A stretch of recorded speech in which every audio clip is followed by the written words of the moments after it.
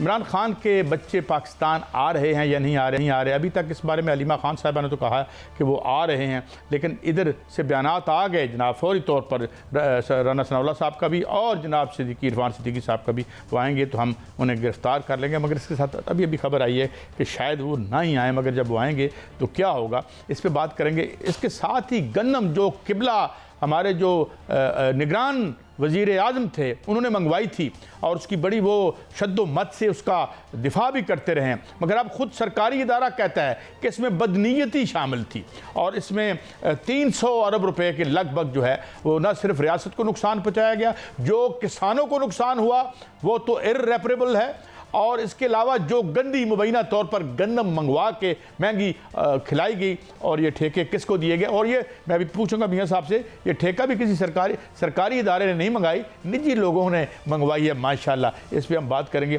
साथ ही साथ हमारे इंतहाई मोहतरम वज़ीर बराए पानी और बिजली अवैस लगारी साहब कहते हैं क्योंकि हम बिजली कम इस्तेमाल करते हैं इसलिए हमारा बिल ज़्यादा आता है। अरे भाई, मेरा लगता है मेरा अपना दिमाग, मेरा ज़हनी तवाज़ुन शायद ठीक नहीं रहा। मैं इस बात को समझ नहीं पाया कि क्या मैं जब घर से आऊँ तो एसी चला के आया करूँ तो फिर मेरा बिजली कम आएगी।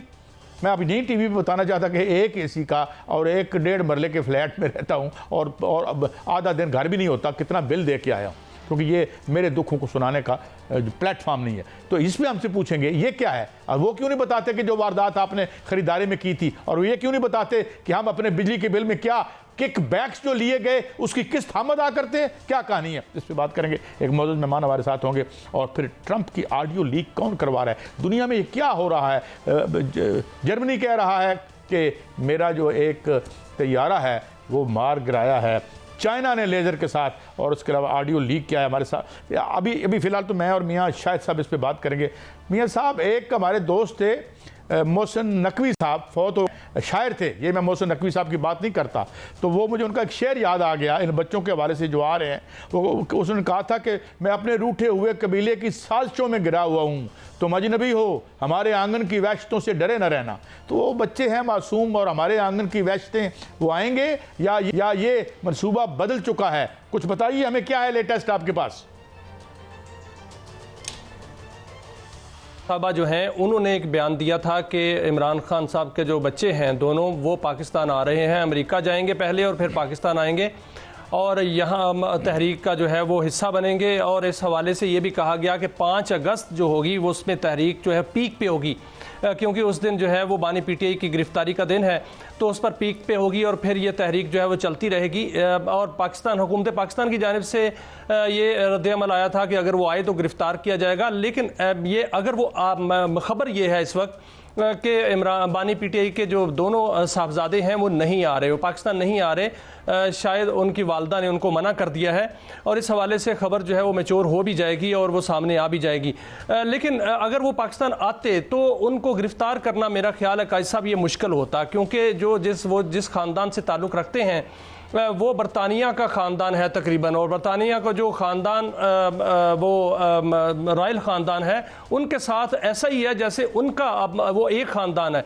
तो अगर वो गिरफ़्तार होते तो फिर ऐसा होता कि शहज़ादा चार्ल्स जो हैं, बादशाह चार्ल्स, उनका जो ख़ानदान का फ़र्द जो है वो गिरफ़्तार होता। तो इसलिए ये गिरफ़्तारी तो आसान नहीं थी और ना होनी थी। ज़ाहिर है इस तरह का एक रद्द-ए-अमल जो देना वो भी मुनासिब नहीं है, लेकिन हुकूमत ने रद्द-ए-अमल दिया।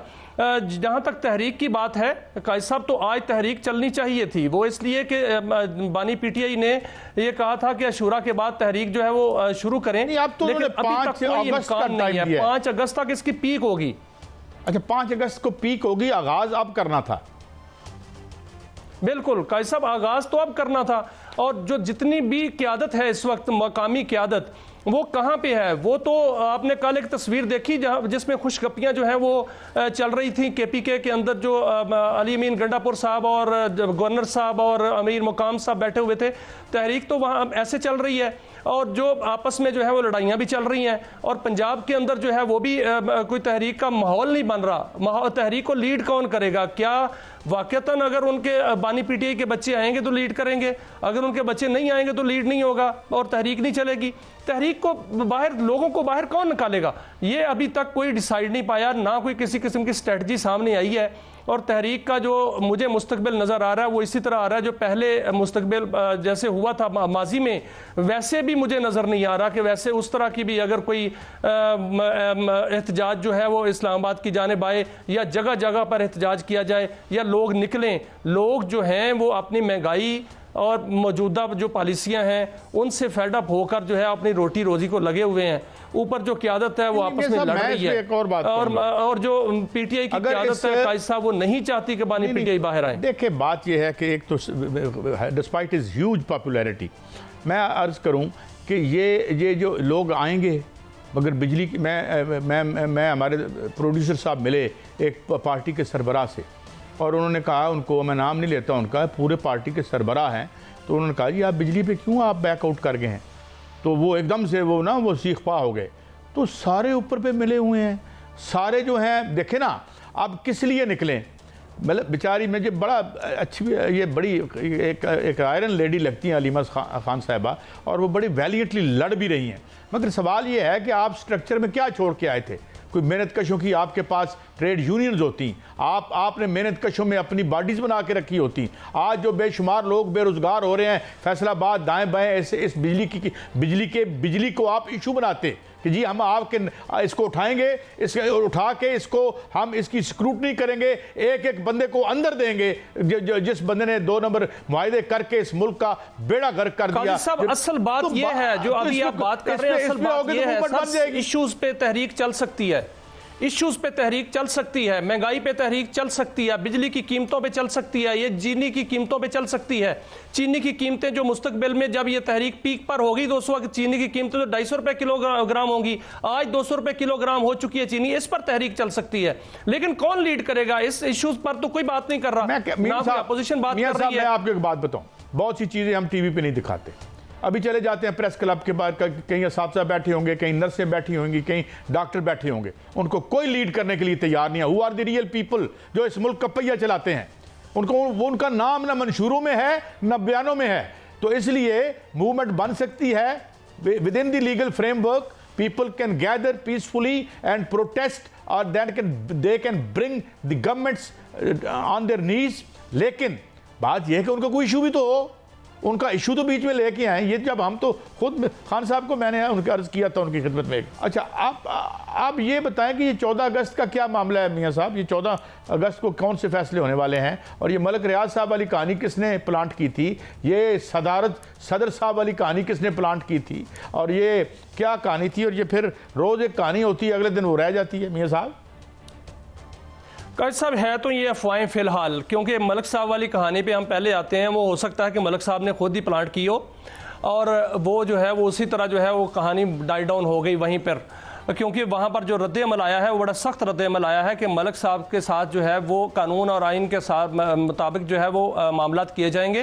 कोई किसी किस्म की डील नहीं हुई, ना किसी को माफ़ किया गया, ना किसी जो है वो मामलात जो है किसी के साथ तय पाए हैं। जहाँ तक सदर साहब वाली बात है कायद साहब, इस मामले में आपने देखा कुछ निशानियाँ जो हैं वो सामने आनी शुरू हो गई हैं। आज पार्लियामेंट के अंदर जो है वो तलाल चौधरी और शाजिया मरी साहबा और दूसरी जानब नबील गबोल साहब जो हैं उनके दरमियान तल्ख कलामी हुई और धमकियां एक दूसरे को दी गई हैं। और ये कहा गया कि तुम धमकियां दे रहे हो, और वहाँ दूसरी जानब से नबील गबोल की जानब उनकी तरफ से कहा गया कि खैरात की ली हुई हुकूमत जो है वो गिर भी सकती है, हम हुकूमत बना सकते हैं तो गिरा भी सकते हैं। इस तरह की जो है वो तल्ख कलामियाँ शुरू हो गई हैं। और शहरी रहमान ने आज बयान दिया, उन्होंने कहा कि ये बिल्कुल सदर साहब को जो इस्तीफे वाली बात जो है ये बेबुनियाद है। इस तरफ सेक्रेटरी जनरल का भी बयान आ चुका है। ये बयानात क्यों आ रहे हैं और इस हवाले से कलामियां हैं ये क्यों शुरू हो गई हैं? इसके पीछे बात है। मुझे अज़ान की ब्रेक लेनी है, मगर ये जो इनकी तल्ख कलामी है ये भी मुझे नूरा तल्ख कलामी ही नज़र आती है, क्योंकि पीपल्स पार्टी और मुस्लिम लीग नून में अब सिर्फ नामों का फ़र्क रह गया, मकासद और सब कुछ एक है। इब्तिदा में एक लड़ाई थी मगर वो लड़ाई बिक गई, टके टोकरी हो गई।